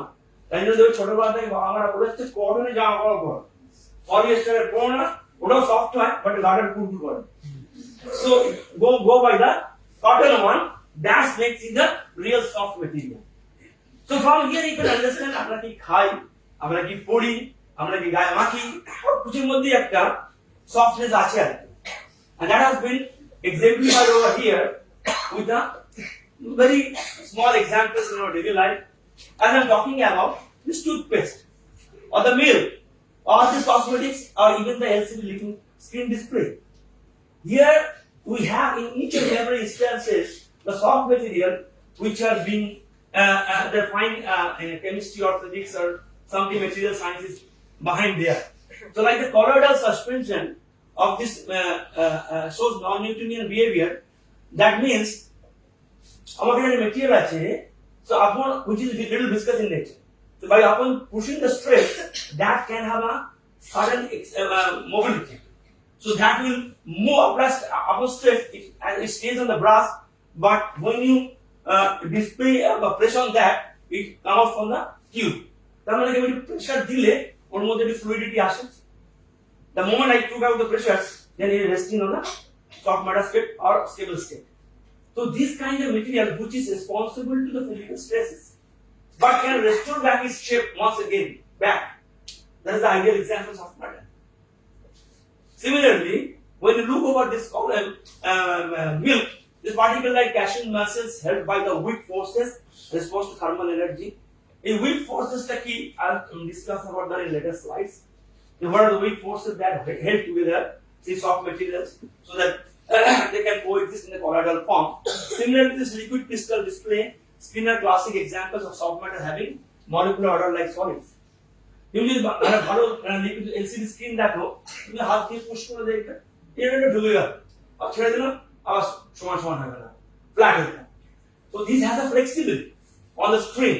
The materials which have been used to prepare the materials, they have the intrinsic soft nature within them, and that led you to make it be soft in nature.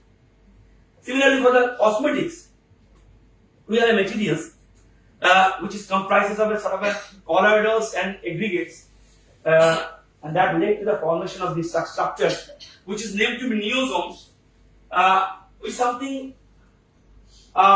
self-aggregations of a molecule, organic molecule.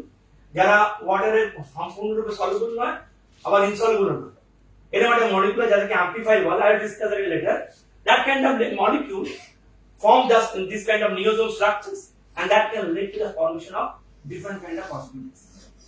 So you can see that when you talk about these implications of the soft matter, whether in the colloids, polymers, pharmaceuticals, fabrics, eatables, and everywhere, when you think about the subject which have been comprised and which need to be understood, which are inclusive in nature within the subjects are physics, chemistry, biology, technology, biotechnology, engineering, all together.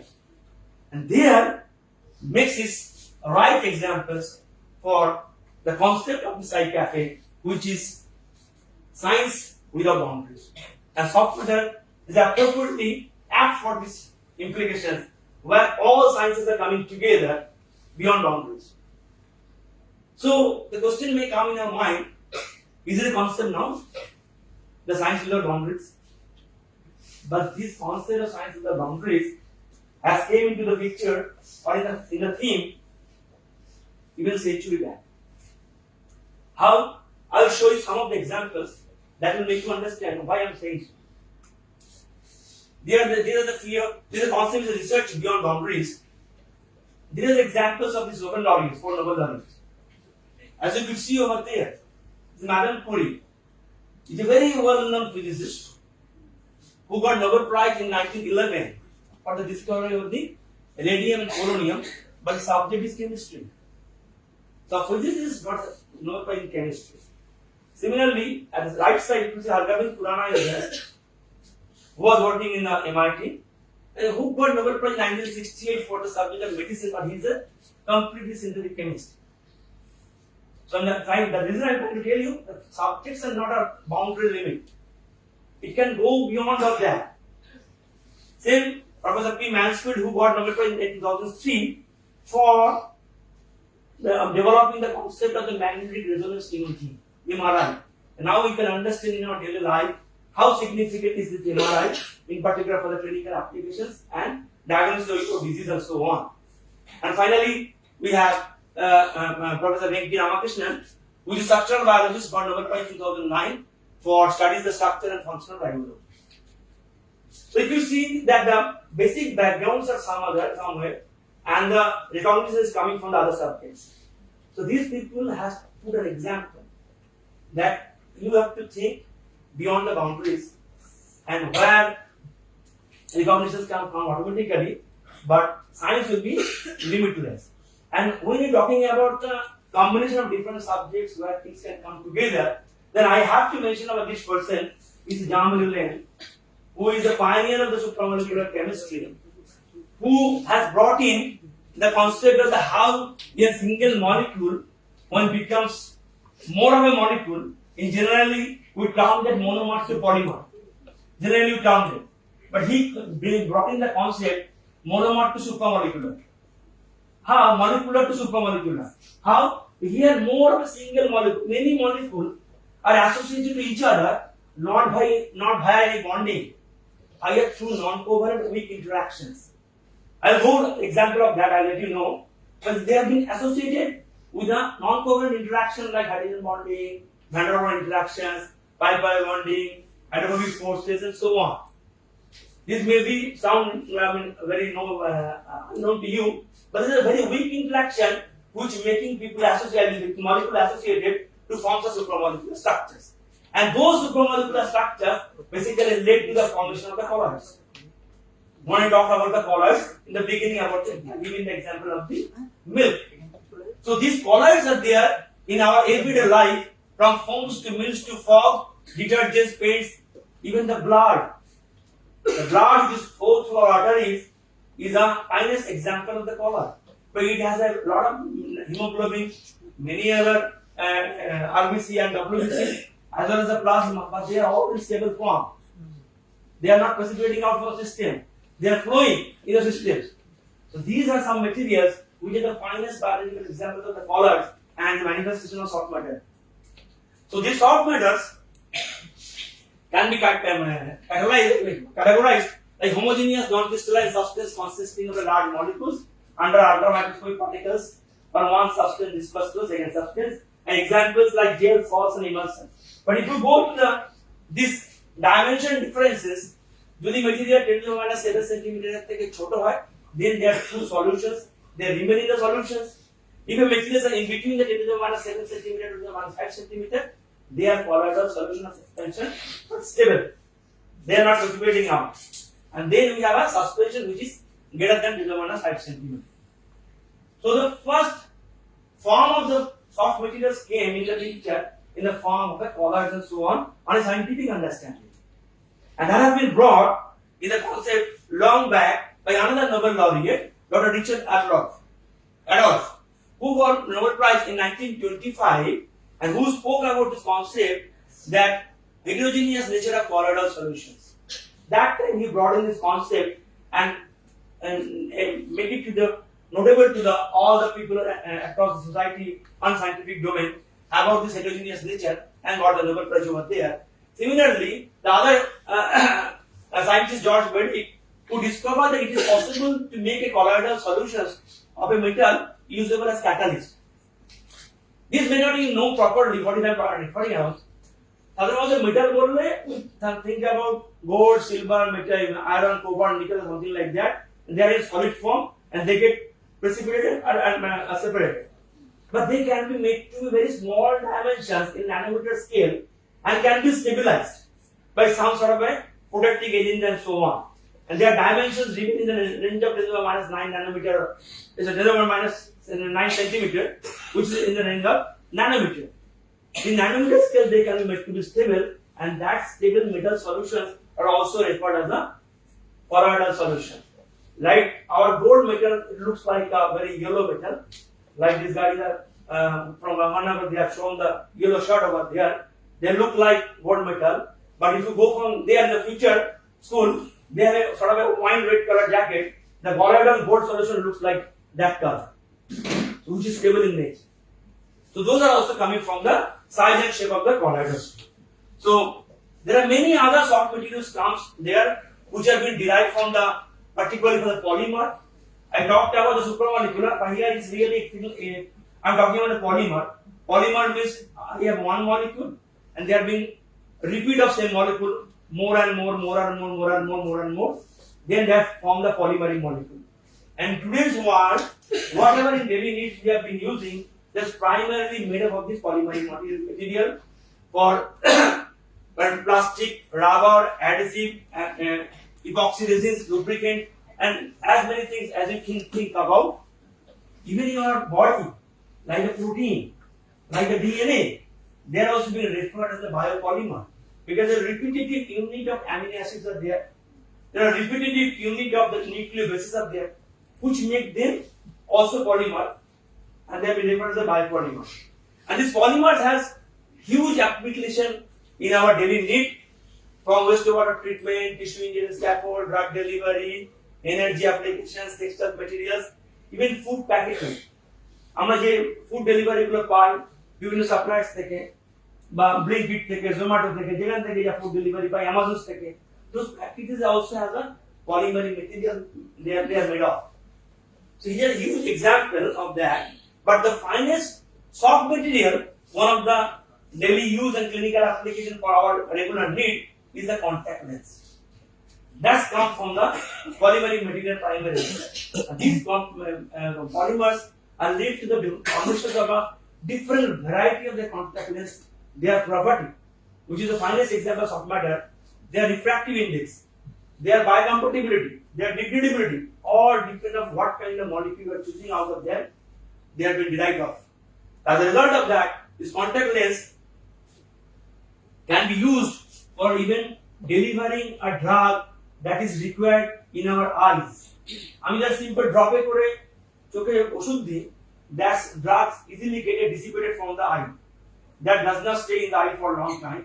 But if you take the soft matter of this contact lens, which has been absorbed on this drug molecule over there, is slowly sustained, they will release the drug from soft matter and taking a longer time for your eye treatment.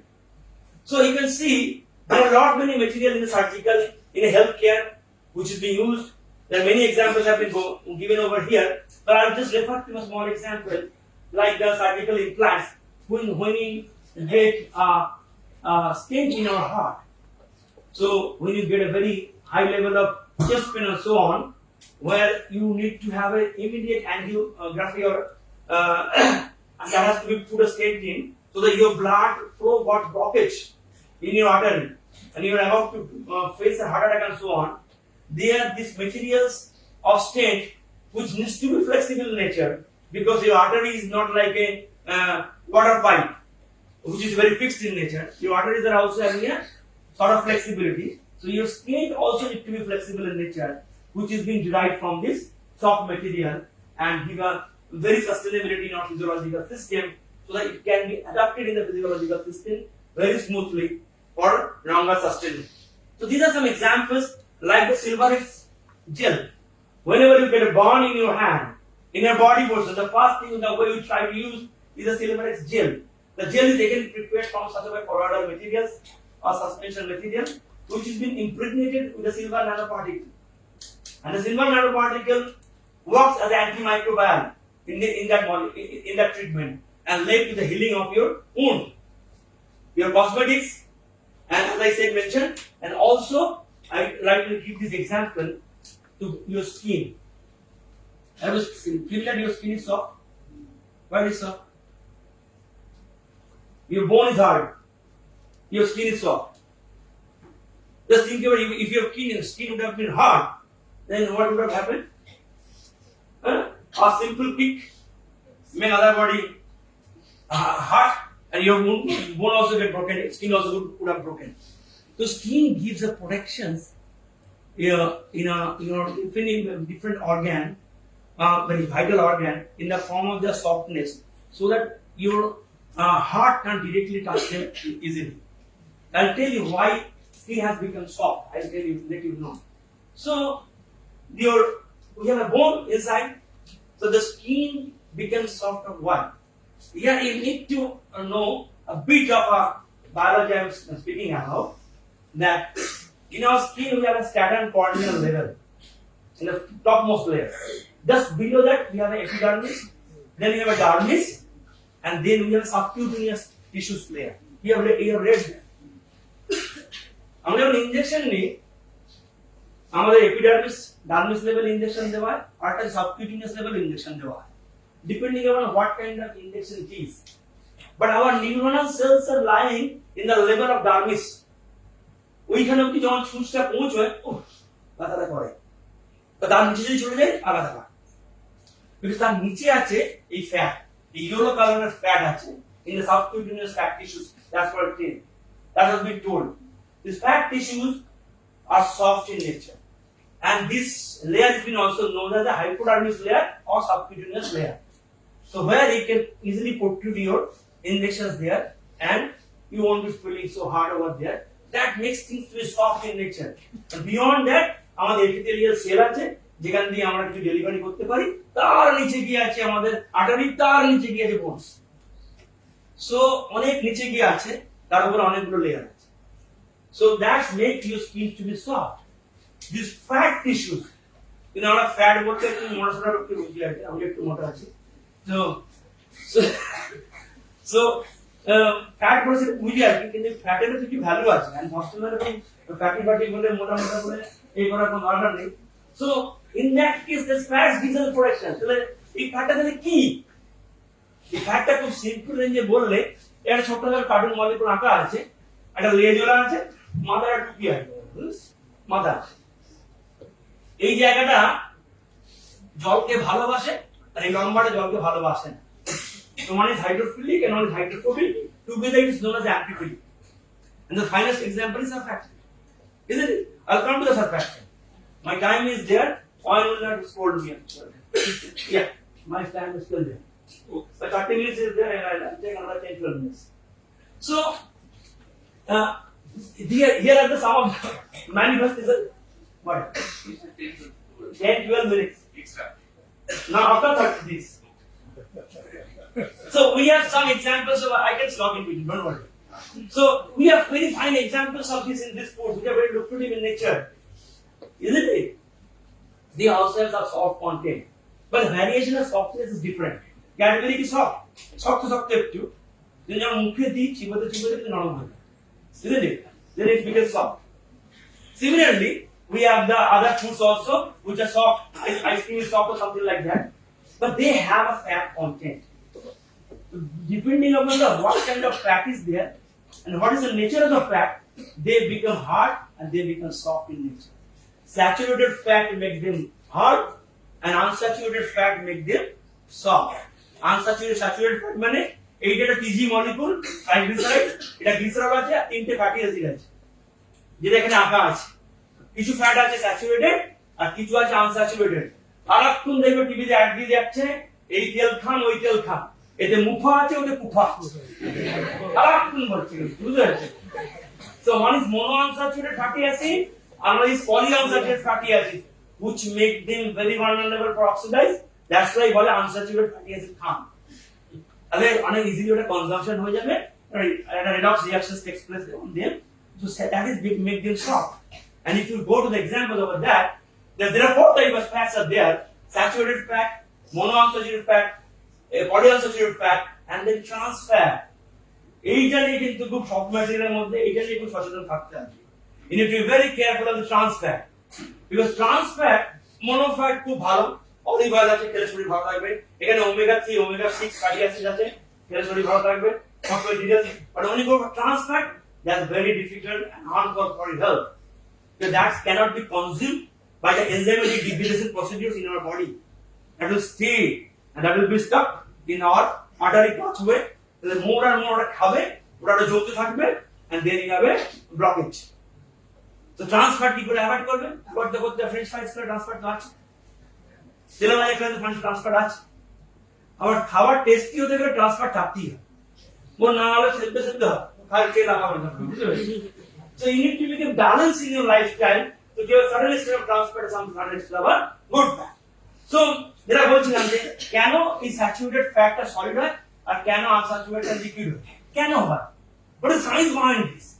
মনে করতে পারে বাড়ি তৈরি করছে, ব্রিকের উপর brick, ব্রিকের উপর brick, ব্রিকের উপর brick লাগিয়েছে, পারফেক্টলি লাগানো আছে, বাড়ি সুন্দর তৈরি হয়েছে, ওয়াটার তৈরি হয়েছে।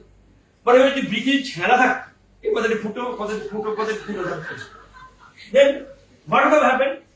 তাহলে নরম বড় হয়ে ভালো করে স্টেবল হতো না। সিমিলারলি দ্য আনস্যাচুরেশন থাকার জন্য তারা একের উপর একে ভালো করে বসতে পারে না। When they cannot be stacked each other very nicely, so there is some sort of porosity is there. Since that there will be void in nature, As a result of that, they can melt out very easily, and then at the physical state they are liquid in nature.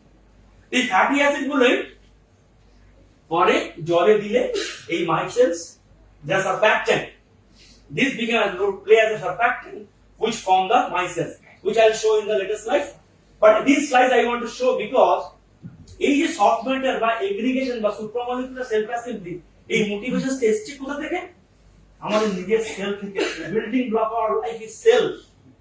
A cell has a cell membrane, and the cell membrane is derived from phospholipids molecule. These lipids are basically nothing but surfactants. ওরা একটা পোলার part আছে, একটা নন পোলার part আছে, and that makes the aggregations and make the cells to be compartmentalized in nature. That's why the motivations came in. So there are different kind of interactions, as I am referring earlier morning hydrophobic force, electrostatic interaction, and so on and so on. That make them these weak interactions, which will make them associated to form this aggregated structure like micelle and so on. So here I'll talk about how the micelles form and how these molecules form the soft matter through the aggregations. It's very simple. I tell you, এই একটা molecule আছে which is amplifier, না? ওর একটা water loving part আছে, একটা water heading part আছে। তো আমি যখন জলে দিলাম, তো ওয়াটার লাভিং পার্টটা জলের মধ্যে এলো, ওয়াটার হেডিং পার্টটা উপর দিকে রয়ে গেল। So one is the water and one is the air. Air water interface. এই বাড়াচ্ছি একসময় স্যাচুরেটেড সারফেসটা আদম না।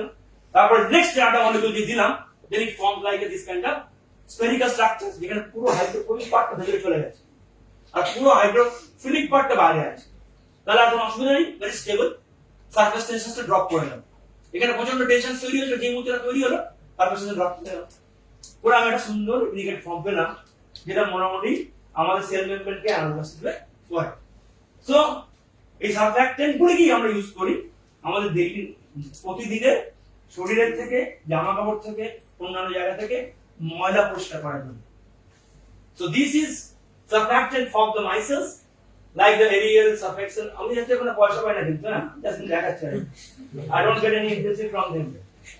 So that for micelles, এই কাপড়ের মধ্যে যে নোংরাটা লেগে আছে, these darts are normally hydrophobic in nature. They are absolutely water insoluble. But if you use the micelle একটা hydrophobic core আছে, and the hydrophobic core এর মধ্যে এই ডার্টগুলো ঢুকে গেল, পরে তোমার কাপড়টা পরিষ্কার করে। That's your surfactant, how it works as a soft material to clean up our body, like a soap or in the your clothes. This is the simple mechanism through which it is. And these are the right manifestations of the soft materials in the form of the colors. That's what the regular need it is. আরেকটা material দিয়ে আমরা দু তিনটে slide দিয়ে শেষ করব, that এই যখন মাইসেলস গুলো এই বেশি পরিমাণে আরো বেশি পরিমাণে তৈরি হয়, I need more of that concentration that lead to the formation of a higher order of supramolecular aggregates, যেটাকে আমরা বলি জেল। জেল বললে কি বোঝাবো? জেল দিয়ে মনে করলাম আমি টুথপেস্ট জেল, মাথা মাখার জেল, গায়ে মাখার জেল, আচ্ছা তো খুব সিম্পল ভাষায় বললে I have a liquid, তার মধ্যে আমি খুব অল্প পরিমাণে একটা সলিড দিয়েছি, যে সলিডটা ওই এগ্রিগেট ফর্ম করে ওই সমস্ত লিকুইডের মুভমেন্টটাকে স্টপ করবে। So under gravitation they will not be able to flow. That's called the gel. It's a semi-solid material and the finest example of soft material from which we prepare all these things for daily need. So the supramolecular gels are there in everyday life, from our flexible electronics, motion monitoring, tissue engineering to everywhere, like the injectable gel relief in the arthritis supports, contactless, bone healing, wound healing, cosmetics, everywhere we can use up this material, from beauty shops to hospital labs. Everywhere we have supramolecular gels, and I'll end up with examples that আমাদের পরিবেশ, environment, we need to have a sustainable environment. We have a lot of pollution in the environment, both in the air and also in the water. So how soft material is helping them out to clean the water or air?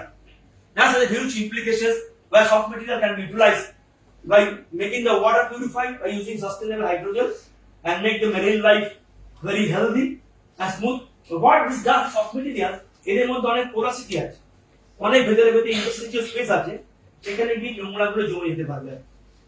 If we can absorb all these pollutants in the form of soft materials, they can make the water and the water, air and the water out of these pollutions and make it free. For example, here the molecular there is a simple vial is there, which have a water and diesel.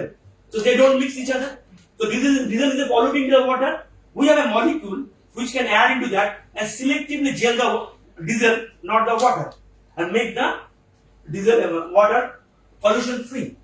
Same thing, if you do it in other way, for pollutant removal, we have this gelator and we have the pollutant like this which is in the water, and we mix in the systems of water and organic solvents, and we add this gelator that selectively entrap the dye and make the water clean.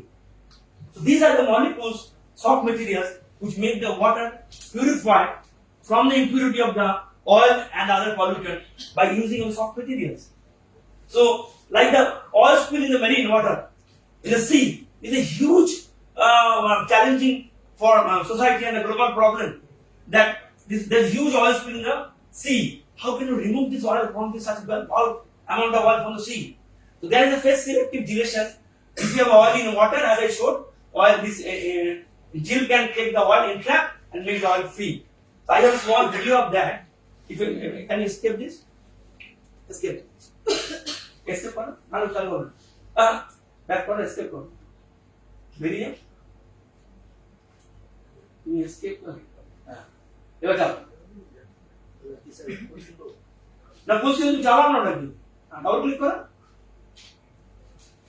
দাও open করো।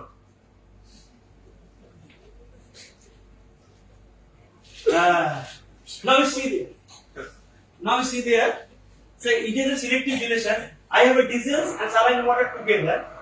Where is a mixture? I am adding that gelator in the form of a solution in that mixture.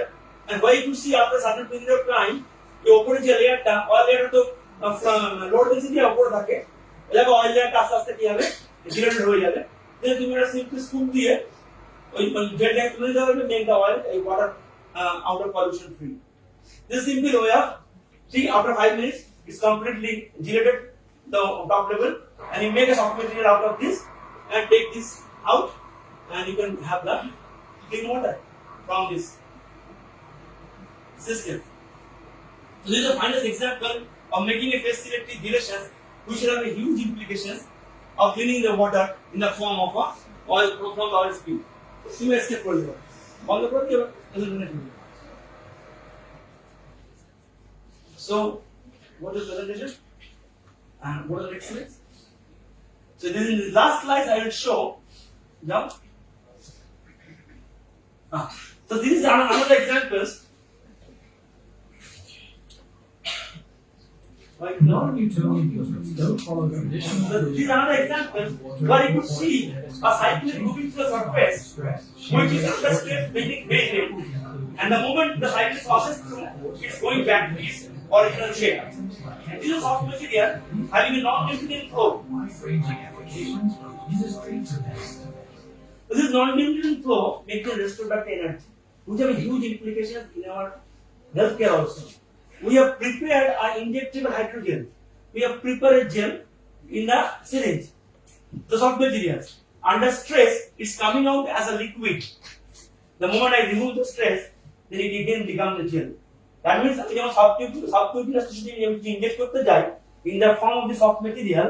So I can put the drug in that gel, inject in subcutaneous fat tissues, which will float like a liquid. You release the stress, then it will again restore back to its gel state, and it slowly release the drug from the subcutaneous layer to the epithelial cell to your systematic circulations.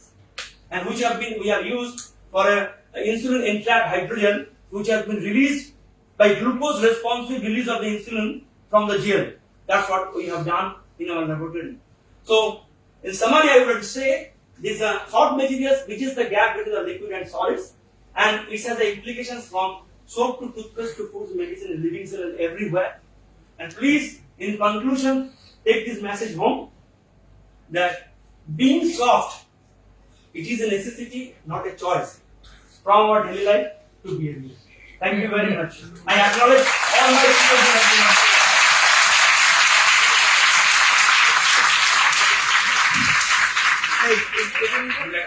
Yes, sure.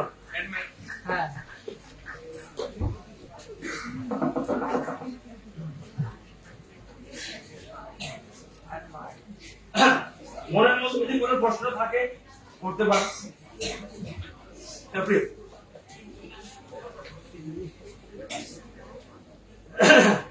এগুলো Mithu I have this question that what is actually going on at the molecular level inside a non-nuclear Yeah. that acts different to the solution. Because both are made up of Molecule, you're right. That's why I talked about in the beginning in the one part of the presentation. There is a non-covalent interactions at there. Like the hydrophobic interaction and the molecular interaction and the van der Waals interaction. These are the weak forces. So when you make a material which has been associated with this weak forces, under stress and something like that, some of the forces, okay, the moment you release the stress, the forces again come back. And that allows the restoration of the material once again. So if the material is completely broken up these interactions, then those material cannot revert back to its own shape. So that kind of forces are very important for any supramolecular association of molecule that leads to the formation of the colloids. That is the difference between a simple solutions to a soft metal.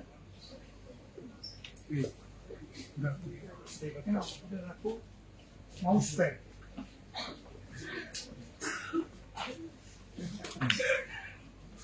Yes, please. So what is the difference between dark matter and soft matter? What is the difference? Dark matter and soft I mean, matter. that is universally different thing. Dark matter belongs to our director and soft matter belongs to me. It's completely other way. It's beyond the state of the matter. Dark matter is beyond state of the matter and soft matter in between the states of the matter. And another question: are hard matter and soft matter dependent on each other? I mean, I cannot say completely not. They are dependent on each other because the interactions, when it's very strong, that can lead to the formation of a strong matter in hard matters. When the interaction is weak in nature, that can lead to the formation of soft matter. There is certain correlations obviously there.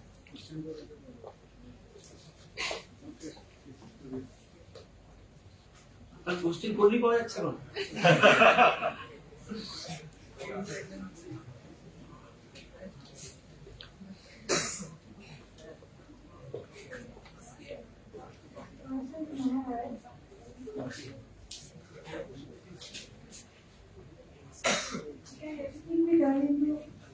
Can everything be turned into a soft matter? Can everything be? Turned into a soft matter? Not everything can be turned into soft matter. Iron metal cannot be converted to soft matter. A brick cannot be converted to soft matter. A building cannot be converted to soft matter. There is a need of every matter with own characteristics. Otherwise, the art cannot be surviving. But we need soft matter definitely for our regular needs. But we do need for the other matter too. I mean, rose is going to soft matter convert to the result. You need some liquid matter also. Every matter we need oxygen in a gaseous state, not in soft matter state. Then we cannot inhale them. So, these are every combinations together for fundamental living of a man. Thank you. Any other questions? Some of you have to go very far. Some of you have to go far. We'll just take 2 more questions. So your parents will be really worried. So ideally, we should finish by 4. Yes. You have to go back. Inaugural. Then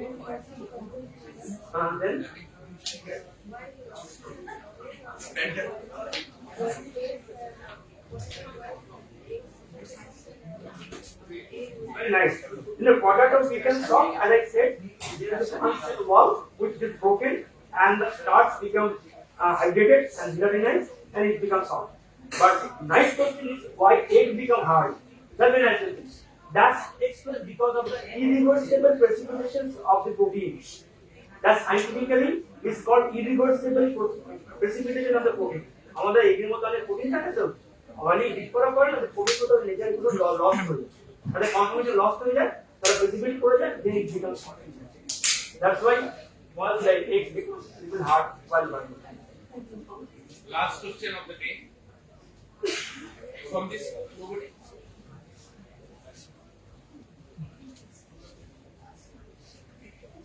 That was good with the way.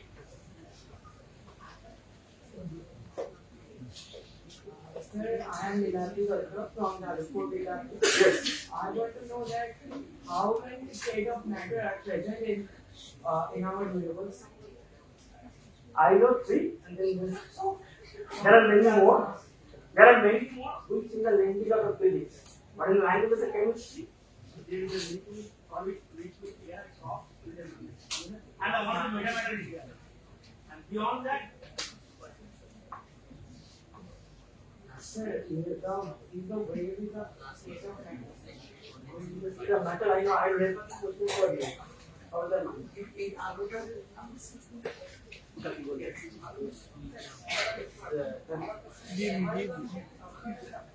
among dimensions, mostly hard materials, right? Silver, copper, and cobalt, copper, then small chemistry of metal innovation. But there are materials. What about this? Make a soft composite of that. That also. Among them is safety. That can take it for the hard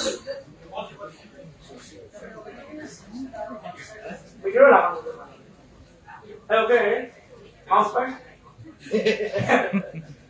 So it would be nice if we can extend this program for more time, but considering the fact that most of you have come from far villages and you have to return, so we have to conclude our program. Just give a big hand for the speakers.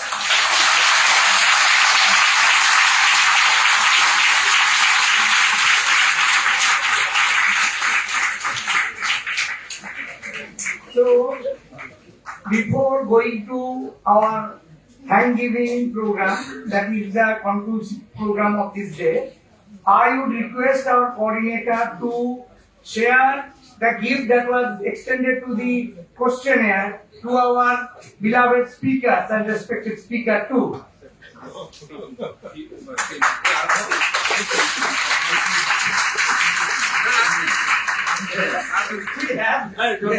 I need a photo for this. I need a photo for this.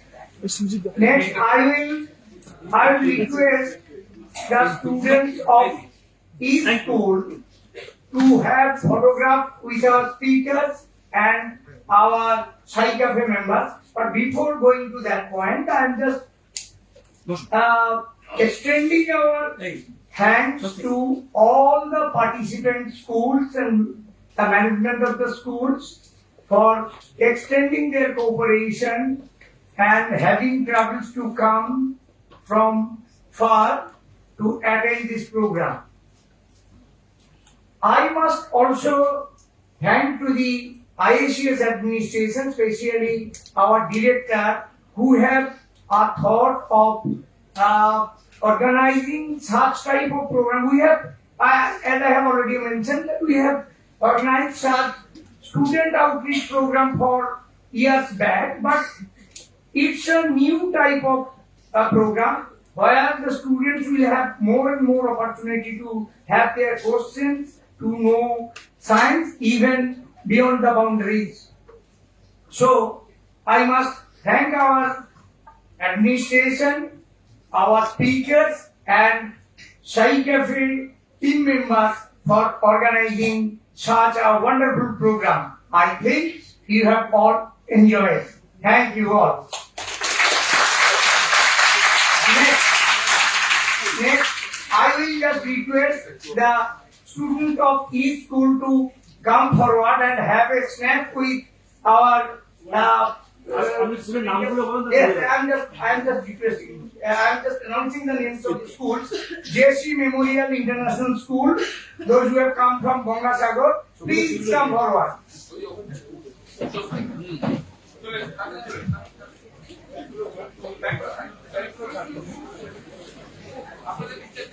Camera